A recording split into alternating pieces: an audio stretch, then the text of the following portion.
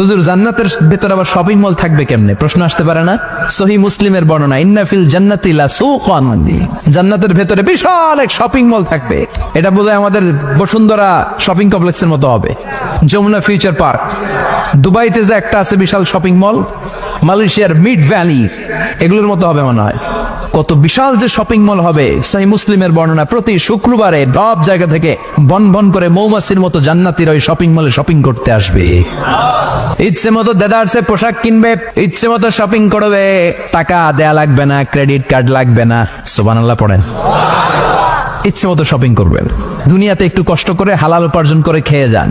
আল কানাআতু মিনাল ইসলাম, অল্পে খেয়ে তুষ্ট থাকার, আল্লাহ শুকরিয়া করা, এটার নামই ইসলাম। অল্প খাও, অল্প পড়ো, অল্প জমাও, অল্পের ভেতরে বরকত ঢুকাই দিছে কে?